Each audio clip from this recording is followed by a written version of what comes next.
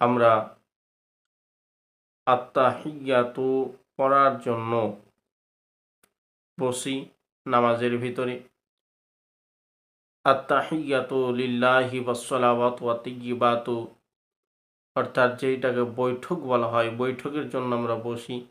সেই সময় আমাদেরকে বসার নিয়মটা কি, কিরূপ আমাদেরকে বসতে হবে। আসুন তাশাহুদ আত্তাহিয়াতু পড়ার জন্য কিভাবে বসতে হবে। প্রশ্ন আজকে হলো যে আত্তাহিয়াতু পড়ার জন্য আমাদেরকে বসতে হবে কিরূপ, কিভাবে বসতে হবে। পুরুষদের জন্য আত্তাহিয়াতু পড়ার জন্য সুন্নাতি নিয়ম এইরূপ যে দুই বৈঠকেও ডান পা খাড়া করে এবং বাম পা বিছিয়ে তার ওপর বসবে। মানে ডান পাকে খাড়া করে বাম পাকে বিছিয়ে, অর্থাৎ বাম পায়ের ওপরে ভর দিয়ে বসতে হবে। ব্রাদার মুআজ্জাজ মুহতারাম, প্রশ্ন হলো এটাই যে আমরা ডান পা খাড়া করে বাম পার ওপরে বসবো, কারণটা কি? এর কি কোনো দলিল আছে বা এর কি কোনো আপনার এর প্রশংসে কোনো দলিল আছে বা কোনো হাদিস আছে? হ্যাঁ, অবশ্যই আছে। এর প্রশংসে দলিল অবশ্যই আছে, ইনশাল্লাহ আপনাদের সম্মুখে আমি পেশ করব। ব্রাদার মুআজ্জাজ মুহতারাম, আসুন এই প্রশংসে দলিল বুখারী শরীফ 1 নম্বর খণ্ড, বুখারী শরীফ 1 নম্বর খণ্ড, পৃষ্ঠা নম্বর 114, পৃষ্ঠা নম্বর 114, কিতাবুল আযানের ভিতরে, কিতাবুল আযানের অধ্যাতে আপনার এই হাদিসটি এসেছে আত্তাহিয়াতু পড়ার জন্য বসার নিয়মের বর্ণনা।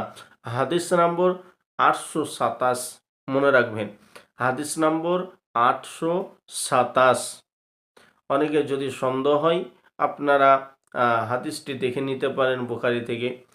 হাদিস নম্বর 827, হযরতে আব্দুল্লাহ বিন ওমর রাদিয়াল্লাহু তাআলা আনহুমার পুত্র বলেন যে তিনি আপন পিতাকে দেখতেন যে তিনি নামাজের কায়দা করতেন, আত্তাহিয়াতুর জন্য বসতেন, তখন 4 ওরুর ওপর বসতেন, 4 ওরুর ওপরে বসতেন,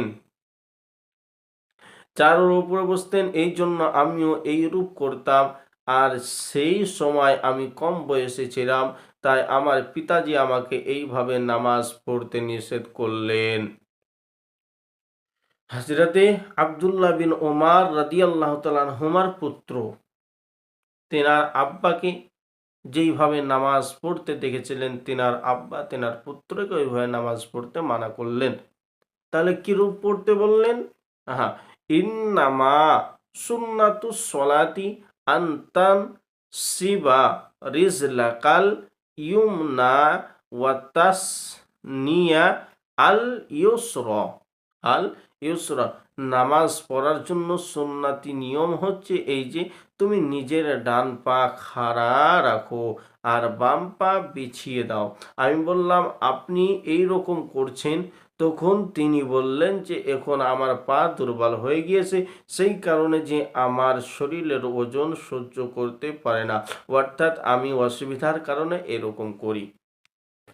আপনার হযরতে আব্দুল্লাহ বিন ওমর রাদিয়াল্লাহু তাআলা আনহু তেনার ছেলেকে বললেন যে তুমি সুন্নতি তরিকায় নামাজ পড়ো, সুন্নতি তরিকায় নামাজ পড়ো, ডান পাকে খাড়া করে দিয়ে বাম পাকে বিছিয়ে দাও, বাম পার উপরে বসো, অর্থাৎ ডান পাকে আপনার 4 আঙ্গুল জমিনে ঠেকিয়ে রাখতে হবে, 4 আঙ্গুল জমিনে ঠেকিয়ে রাখতে হবে ব্রাদার মুআজ্জাজ, আর বাম পাকে বিছিয়ে দিয়ে তার ওপরে বসতে হবে। এটা হলো সুন্নতি তরিকা। এইভাবে বসুন এবং তাশাহুদ, অর্থাৎ বৈঠকে আপনি এভাবে বসে তাশাহুদ পড়ুন। এটা হলো সুন্নতি তরিকা। অনেকেইকে দেখা যায় যে আপনার বাম পায়ের ওপরে ডান পা তুলে দিয়ে বসতে, অনেকে দেখা যায় যে বাম পায়ের ওপরে বসে ডান পাকে শার্ট করে দিয়েছে। এটা কিন্তু করা চলবে না, এটা করা চলবে না, এটা সুন্নতি তরিকা নয় বাবা। আমাদেরকে নামাজ পড়তে হবে আল্লাহ পাক নামাজ আমাদের উপরে ফরজ করেছে, অর্থাৎ আমাদেরকে সর্বদাই যেন আল্লাহকে খুশি করতে পারি। কি করলে আল্লাহকে পাওয়া যাবে, কোন পথে গেলে আল্লাহর রাসূলকে পাওয়া যাবে, আমরা কিন্তু সেই পথ অবলম্বন করব। হ্যাঁ ব্রাদার, তাহলে আমাদেরকে সুন্নতি তরিকায় সহি সালামতে শুদ্ধ করে নামাজ আদায় করতে হবে। যদি আমরা শুদ্ধ করে নামাজ আদায় করতে পারি, সহি সালামতে যদি আদায় করতে পারি, তবেই কামিয়াবি, নচেত কামিয়াবি হব না। আল্লাহ পাক, আল্লাহ নবী আকা মুহাম্মদ রসুল্লাহ হাদিস শরীফের মধ্যে ইরশাদ করেছেন, আসসালাতু মিফতাহুল জান্নাহ। যদি জান্নাতকে ক্রয় করতে হয়, যদি জান্নাতকে খরিদ করতে হয়, তো নামাজ পড়ো, নামাজ পড়ো, নামাজ পড়ো। আজ দুনিয়াতে দেখুন, নামাজ যদি আমরা পড়ি না, যদি একটু সময়ের অভাবের কারণে আমরা মসজিদে আসতে পারি না, কিন্তু আপনি মরে যান, আপনার সমস্ত সম্বল থেকে যাবে, সঙ্গে কিছু যাবে না। অতএব আমাদেরকে সর্বদাই মসজিদের দিকে ধাবিত হতে হবে। আল্লাহ পাক যেন আমাদেরকে মসজিদের দিকে মসজিদমুখী করেন।